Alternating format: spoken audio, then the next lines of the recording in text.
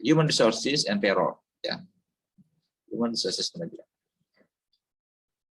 Proses produksi terutama berkaitan dengan satu aspek, yaitu bahan baku, ya, paling dominan. Tapi tentu saja selain bahan baku itu ada juga tenaga kerja yang harus kita tambahkan ke dalam komponen cost. Ya. Ini kita bahas di sini, ya, karena kita berkaitan dengan tenaga manusia yang digunakan dalam operasi perusahaan, itu harus kita hitung. Karyawan harus dibayar, buruh harus diberikan upahnya, ya kan. Kemudian kalau ada mencapai target tertentu ada diberikan bonus, insentif dan sebagainya. Itu bagian dari pekerjaan berkaitan dengan human resources. Ya. Nah, proses human resources atau sumber daya manusia itu panjang, ya, dari awal, ya, dari sejak dia merekrut, kemudian mengangkat karyawan tersebut, ya kan, proses merekrut, menyeleksi, kemudian nanti diwawancarai siapa yang bisa masuk pekerjaan ini, kemudian siapa yang bisa diangkat, di-hire untuk jadi karyawan. Begitu jadi karyawan, mereka pun harus di-training, dilatih, ya, ditingkatkan kemampuan, kompetensinya, sehingga mampu bekerja dengan baik. Kemudian diberikan jabatan sesuai dengan kualifikasi dan kompetensinya, ya, job assignment. Setelah itu mereka harus diberikan kompensasi, diberikan gaji tiap bulan, ya, atau tiap minggu, atau berapalah, hitungan berapa ini, ya, sehingga mereka dapat memperoleh kompensasi atas pekerjaannya. Kemudian tiap berapa periode harus dievaluasi kinerja. Ya, ada kinerja karyawan harus dievaluasi sudah bekerja dengan baik atau tidak. Ya. Gunanya adalah untuk melihat apakah dia bisa ditingkatkan. Ya. Tentu saja kompensasi harus diberikan lebih kalau ada peningkatan dalam evaluasi, baik itu promosi dan sebagainya.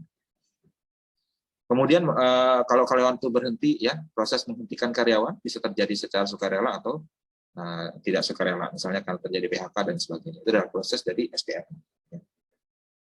Nah, masalah umumnya sama, ya, tadi sudah dibahas, ya, masalah umumnya sama, bisa datanya tidak akurat, bisa data sensitif bocor, ya. Data berkaitan dengan sumber daya manusia ini harus dijaga, itu rahasia. Karena berkaitan dengan data-data pribadi, private information, private personal information yang tidak boleh sembarangan dibuka ke masyarakat umum. Aspek misalnya penggajian juga tidak boleh dibocorkan secara, tidak boleh diumbar ke depan orang banyak, karena itu informasi gaji itu informasi rahasia. Ya. Hanya perusahaan dan karyawan bersangkutan yang tahu harusnya tentang itu. Kita harus jaga jangan sampai tidak terjaga dengan baik. Kemudian data bisa hilang dan sebagainya. Ya, data karyawan, data personal pribadi karyawan jangan sampai hilang. Itu harus dijaga. Betul. Kemudian bisa terjadi juga kita mengangkat karyawan yang tidak qualified atau tidak becus, ya, tidak sesuai. Ya. Berarti dia tidak punya prosedur yang baik dalam menyeleksi atau merekrut karyawan. Atau bisa juga terjadi risiko ancaman dalam hal pelanggaran aturan ketenagakerjaan.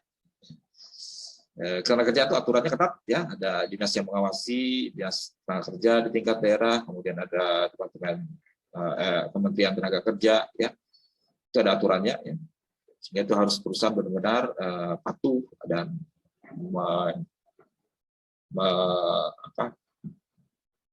mengikuti aturan ketenagakerjaan dalam perusahaan. Nah, sekarang kita bahas aktivitasnya. Pertama, ya, aktivitasnya update atas master data penggajian, payroll master data. Setiap bulan mungkin ada perubahan, ya kan, ada karyawan baru diangkat, ada karyawan lama berhenti atau pensiun, ya kan, atau ada karyawan yang sudah naik jabatannya. Nah, itu harus disesuaikan master datanya. Ya, itu bagian personalia atau bagian HRD yang mau update itu biasanya. Ada karyawan yang berpindah pekerjaan ke bagian lain atau ada naik jabatan, itu harus disesuaikan. Jadi harus diupdate, ya. Kemudian beberapa penggajian atau pengupahan itu diberikan berdasarkan biasanya aturan tertentu, misalnya waktu dan kehadiran atau absensi. Nah, mereka biasanya ada yang dinamakan time sheet, itu daftar yang berisi berapa hari dia masuk kerja, ya kan. Ada pekerjaan tertentu yang tidak memberikan kompensasi bila mereka tidak masuk, ya, atau terlambat dan sebagainya. Terus ada time sheet-nya yang sebagai bukti bahwa ada time and attendance data, ya, waktu dan kehadiran karyawan pada tiap hari pekerjaan. Nah, kalau data itu sudah ada, kita bisa buatkan penggajiannya, ya. Payroll itu penggajian, daftar gaji, ya, payroll register. Kemudian ada juga register untuk potongan-potongan yang dikenakan untuk gaji, misalnya potongan iuran ini, iuran itu, iuran BPJS, ya, iuran ini, iuran asuransi kesehatan atau pajak dan sebagainya, harus ada register untuk pengurangan atau deduction atau potongan yang dikenakan untuk gaji karyawan. Setelah itu bayar, ya, disburse payroll, bayar, baik itu bayar secara tunai, bayar secara transfer, atau bayar pakai cek dan sebagainya. Kemudian kalau ada potongan, ya, terutama berkaitan dengan pajak, harus kita urus juga. Berarti kita harus bayar pajaknya.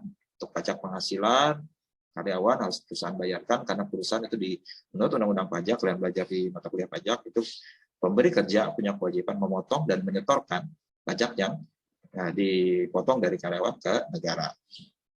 Termasuk juga iuran yang lain, misalnya iuran tenaga kerja, BPJS tenaga kerjaan, BPJS kesehatan, itu juga kewajiban employer, pemberi kerja, untuk memotong dan membayarkannya.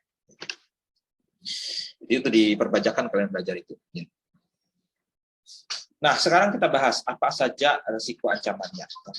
Ini terutama berkaitan dengan 3 hal. Pertama, updating master data, validating waktu kehadiran, dan juga membuat daftar pengajiannya. Pertama, bisa terjadi bahwa ada perubahan terhadap master data yang tidak diautorisasi. Jadi diutak-utik datanya. Itu tidak boleh, ya kan? Kita hindari, ya. Karena itu akan membuat data kita kacau, ya. Bahkan mungkin terjadi manipulasi atau kecurangan atau fraud yang terjadi kalau master data diutak-utik, ya. Bisa jadi master datanya ada orang usil atau orang jahat, misalnya data karyawan A dihilangin, ya. Sehingga dia nggak dibayar gajinya bulan itu. Ya jangan seperti itu, ya. Seperti itu. Nah, caranya buat mengatasi aja jelas, apa? Akses kontrolnya kita batasi. Nah, sembarangan orang bisa akses ke situ, dan ada pemisahan tugas.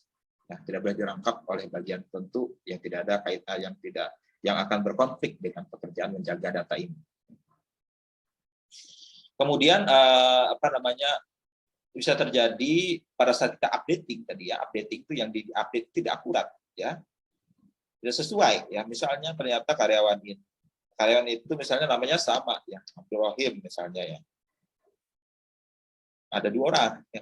Mungkin updatingnya malah ke Abdul Rahim 1, padahal Abdul Rahim bin yang lain itu tidak seperti itu, jadi salah orang. Mungkin karena namanya sama jadi salah orang. Ini harusnya naik gaji ke A, diberikannya ke B, bisa jadi seperti itu. Jadi updating harus benar-benar sesuai dan akurat. Untuk itu perlu ada yang namanya integrity control, ya, data processing integrity control, terutama mengecek prosedur kontrolnya, ya kan, apakah sesuai dengan ininya. Biasanya kalau nama sama seperti itu akan dibuat beda, ya, supaya tidak terjadi salah. Ya. Kemudian ketiga, bisa terjadi data kehadiran tadi, ya, time and attendance itu nggak akurat, ya. Ya, akurat. Misalnya titip absen, ya, titip absen pakai manual itu bisa terjadi. Nah, itu diganti sekarang supaya akurat, ya. Nah, absensi karyawan tidak lagi pakai tanda tangan, ya, pakai bentuk lain, cap jempol, ya kan, atau pakai biometrik, pakai mata. Ya, kalau kita di kampus itu kalau absen kami pakai mata, ya. Nah, ininya.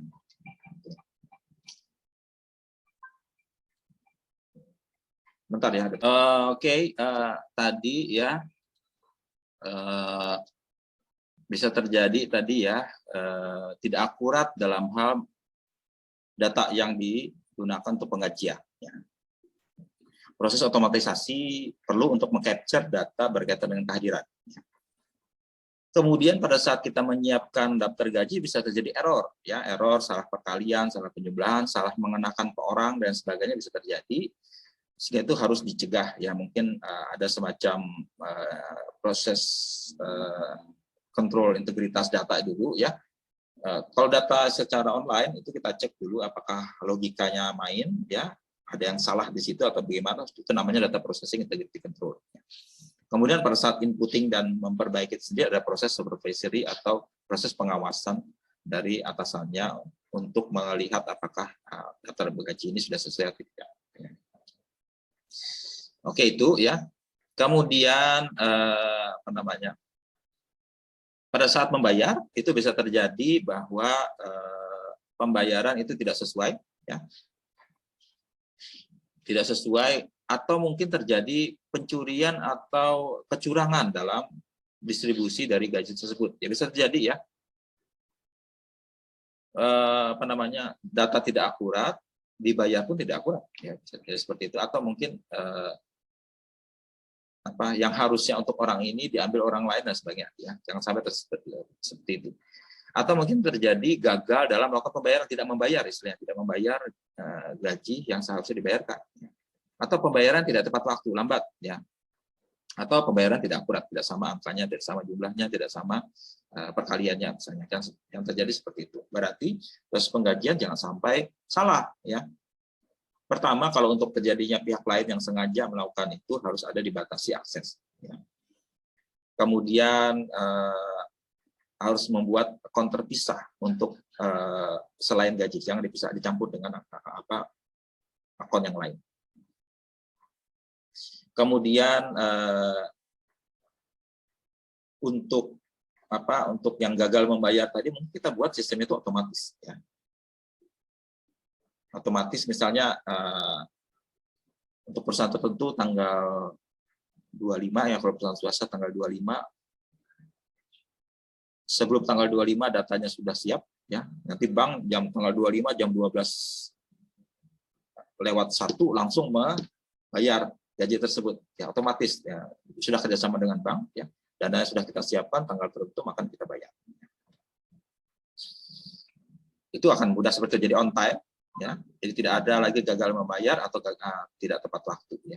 Saya pernah kerja di perusahaan hampir tidak pernah lewat waktu, ya, pasti sudah bisa dipastikan tanggal 25 itu gaji dibayar, ya, tidak lambat dan sebagainya. Sekarang pun pegawai negeri sudah tepat waktu, ya kan. Nah, pegawai negeri itu kan gajian tanggal 1, tidak seperti pegawai swasta tanggal 1. Ya. Tapi kadang-kadang dulunya, ya, kalau tanggal 1 kena jatuhnya hari Minggu atau hari libur, ya, nggak dibayar hari itu, nunggu hari kerja berikutnya, bisa tanggal 3, tanggal 4, tanggal 5, tanggal 6, ya. Tergantung dari kapan hari kerja mulai. Ya. Jangan seperti itu nggak fair, ya kan. Kalau kita sebisa mungkin fix, ya, kalau karyawan bekerja 30 hari, harus sudah itu dibayar 30 hari, nggak sampai lambat. Ya. Nah sekarang sistemnya sudah dirubah, kemarin saya lihat juga tanggal 1 sudah. Tanggal 1 kemarin kan hari apa itu, ya? Hari libur kalau saat tanggal 1 itu sudah dibayar hari Minggu itu, ya. Walaupun bank tutup, mungkin karena dia sudah atur transfer di bank, tidak menunggu hari kerja, tapi otomatis diatur tanggal 1 jam 12 langsung dikirim. Bisa jadi seperti itu, ya. Nah untuk beberapa perusahaan dia memutuskan untuk tidak mengelola payroll itu sendiri. Ya, ada perusahaan yang bisa outsourcing-kan, alih dayakan pekerjaan payroll ke pihak lain, ya, untuk mengurangi biaya, ya, dan juga untuk membebaskan sumber daya komputernya dan lain sebagainya, dan mengurangi kerepotan dalam pengurusan itu diserahkan orang lain saja yang ngatur. Bisa jadi seperti itu, ya. Tapi tentu saja dengan pihak outsourcing ada perjanjian khusus, tidak boleh mereka jaga confidentiality, jaga integritasnya sehingga data itu tidak akan disalahgunakan sama mereka. Ya. Nah itu penggajian, ya. Nanti kita bahas ada beberapa aspek yang harus kita jaga dalam penggajian ini di dalam diskusi kasus nanti. Ini pokok-pokoknya saja yang saya utarakan. Kemudian